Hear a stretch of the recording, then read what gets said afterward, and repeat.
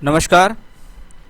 हमारे सामने एक कुंडली है। बच्चा है बहुत छोटा, अभी 5-6 महीने का बच्चा है।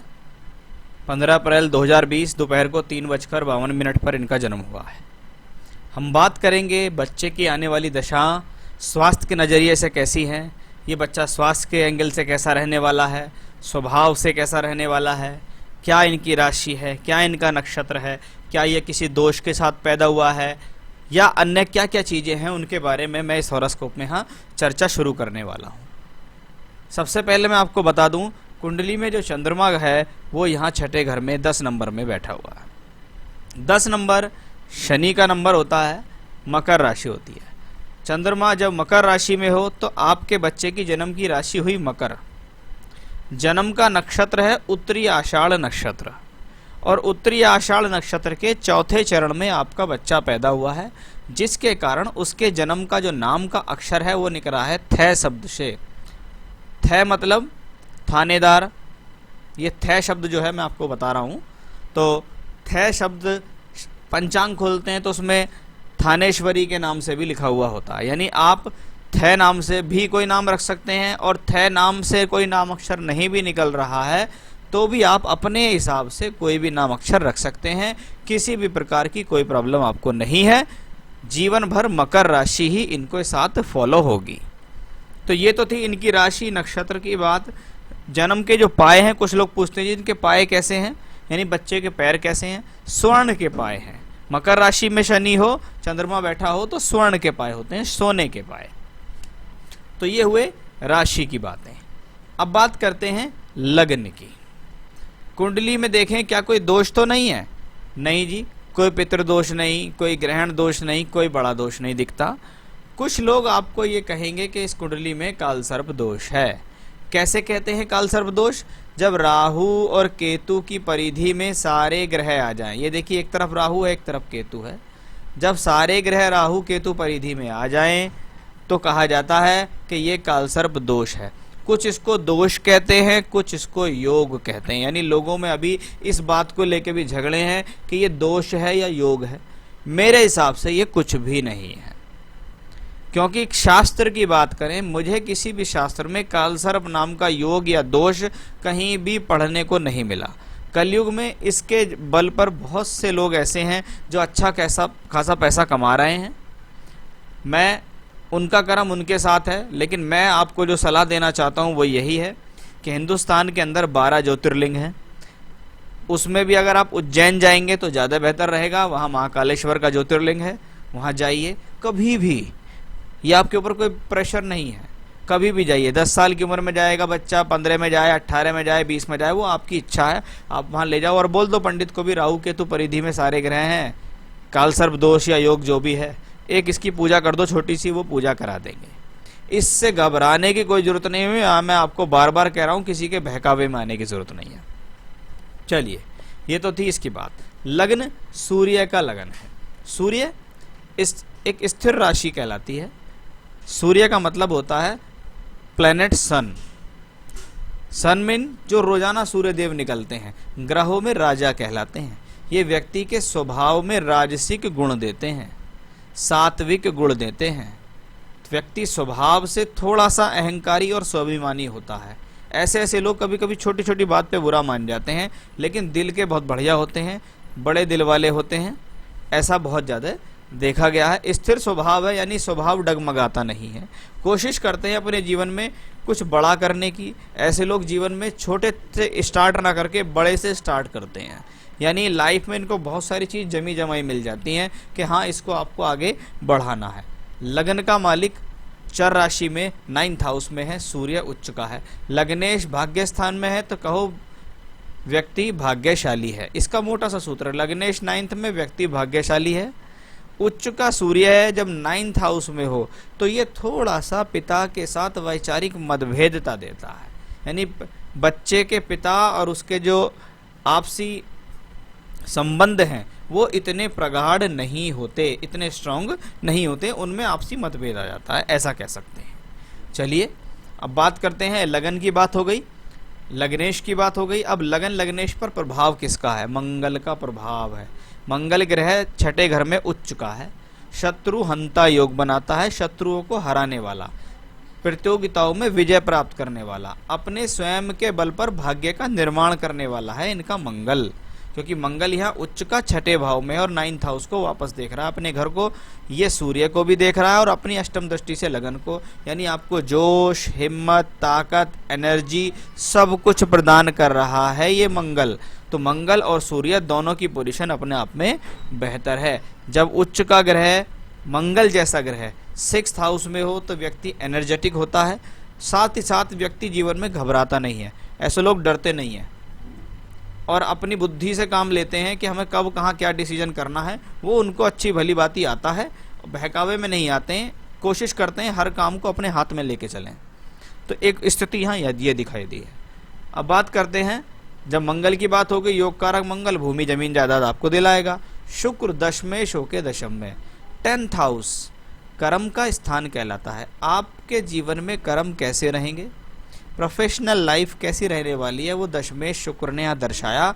केंद्र में जब स्वग्रही शुक्र हो, अपनी ही राशि में बैठा हुआ हो, तो कहते हैं मालव्य नामक महापुरुष योग है। भूमि जमीन जायदाद, वाहन सुख, भौतिक सुख, रोजमर्रा की जिंदगी में आने वाले सुख साधनों का भोग करने वाला व्यक्ति ऐसा होता है। और शुक्र जैसा ग्रह जब यहाँ दशम में बैठे तो ये प्रोफेशनल लाइफ के लिए अच्छा कहलाता है। कैसी प्रोफेशनल लाइफ दे सकता है, शुक्र अपने जैसी ही प्रोफेशनल लाइफ देगा, क्योंकि शुक्र यहाँ अपनी राशि में है। और यहाँ जब शुक्र, क्या है शुक्र, सौंदर्य है शुक्र, क्रिएटिविटी शुक्र है, मीडिया शुक्र है, एनिमेशन शुक्र है, ब्यूटी पार्लर शुक्र है, film line, modelling, acting, singing, dancing, ये सब वीनस है। और आज से 20 साल बाद क्या पता कौन सा युग कैसा आए और उसमें क्या क्या नई चीज़ें इनसे रिलेटेड आ जाएं। यानी ऐसी प्रोफेशन, ऐसा व्यक्ति अगर जीवन में करता है तो वो अपने जीवन में सफल होता है, जैसे काम मैंने आपको यहाँ बताए हैं। बाकी और काफ़ी विस्तार से मैं इसको लिख कर भी दूंगा आपको जब आपकी जन्मपत्री बनाएंगे। चलिए बात करते हैं मरकरी। दशम भाव, अष्टम भाव में मरकरी हो तो कुछ शास्त्र ये कहते हैं अष्टम का मरकरी अकेला बैठा हो तो बहुत धन देता है। ये बहुत धन वाली बात जब आती है तो मैंने एप्लीकेबल देखी है।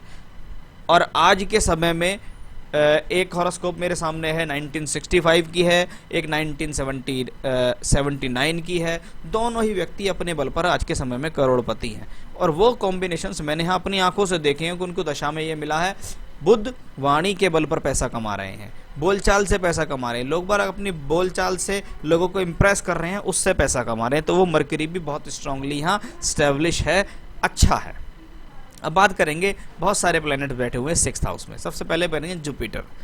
बृहस्पति पंचम का मालिक छठे घर में हो, नीच का हो, तो कहते हैं व्यक्ति को लाइफ में एजुकेशन के लिए एक बार प्रॉब्लम जरूर आएगी।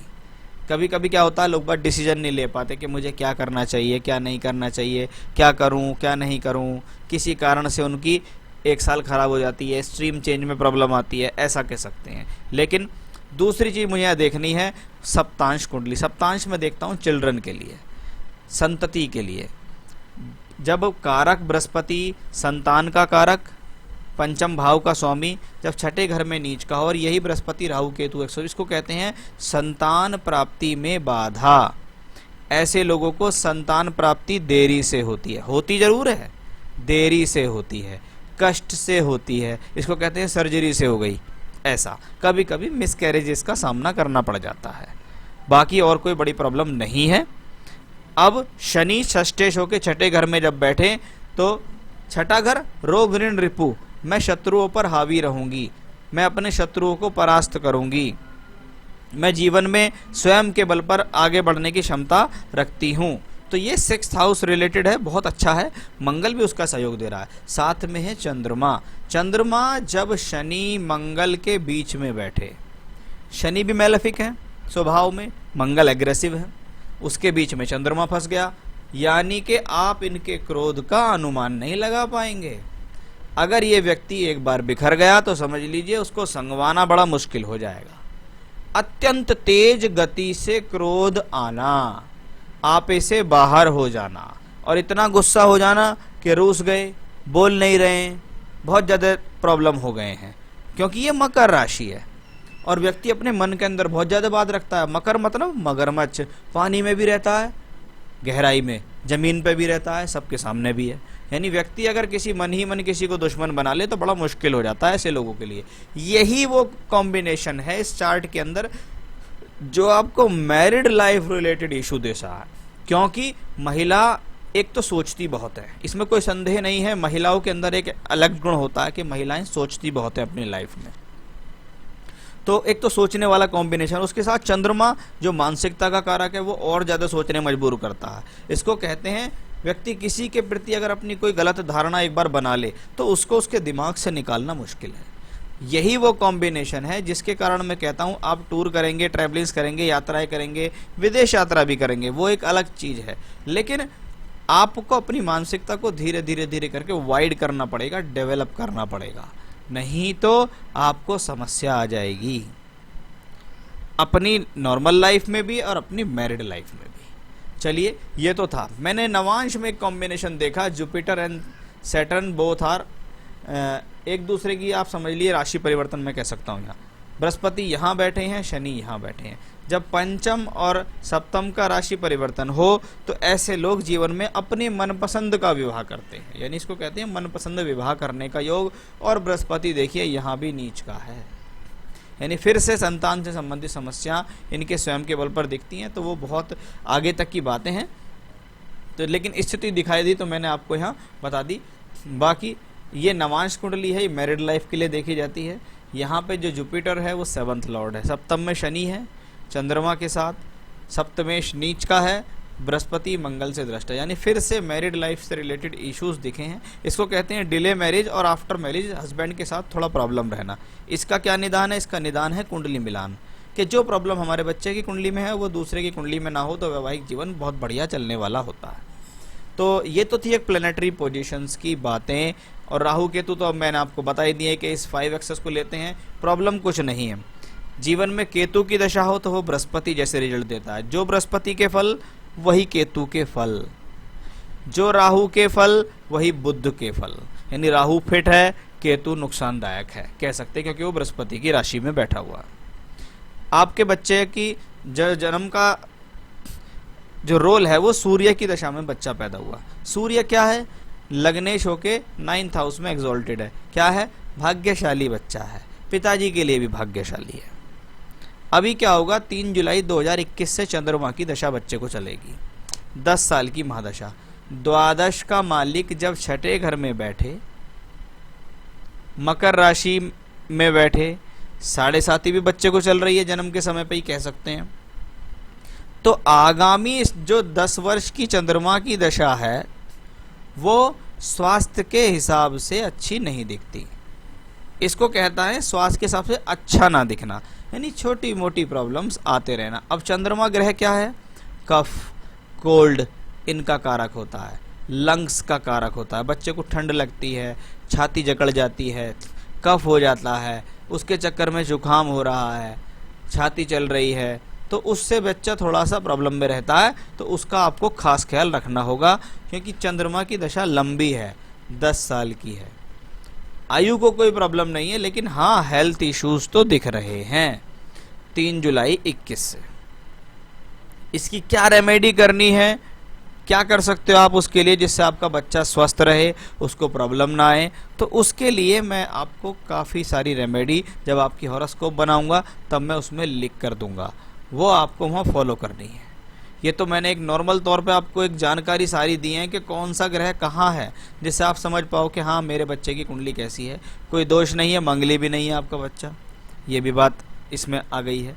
लेकिन अभी जैसे मैं देखता हूँ, मैं हमेशा हर बच्चे की हॉरोस्कोप्स को ज़्यादा जो देखता हूँ वो आयु के दृष्टिकोण से देखता हूँ। आयु के हिसाब से प्रॉब्लम नहीं है, स्वास्थ्य के हिसाब से इंडिकेशंस आ गए कि भी आगे चंद्रमा की जो दशा 3 जुलाई से आ रही है वो स्वास्थ्य से रिलेटेड प्रॉब्लम्स देगी। कैसे प्रॉब्लम्स देंगी वो भी मैंने आपको बता दी। उनके उपाय क्या हैं वो मैं आपको जब आपकी हॉरोस्कोप बनेगी तब बताऊंगा, ठीक है? तो ये थे, तो ये ऑलमोस्ट आपकी हॉरोस्कोप्स, क्या राशि है, क्या नक्षत्र है, कौन ग्रह क्या बैठा है। अगर अभी वर्तमान में कोई प्रॉब्लम आपको चल रही है, वैसे तो मैं 24-25 तक आपका हॉरोस्कोप बना के दे दूंगा, अगर वर्तमान में कोई प्रॉब्लम बीच में आए तो आप मुझसे इमीडिएट कांटेक्ट कर लेना। बाकी कोई परेशानी की जरूरत मुझे तो लगती नहीं है। ईश्वर कृपा से बच्चे की कुंडली अपने आप में अभी तक तो काफ़ी ठीक दिख रही है, और जब मैं लिखने बैठूंगा तो थोड़ा और डीप में उसको लिखता हूँ। चलिए, तो ये था एक हॉरोस्कोप का एनालिसिस। नमस्कार।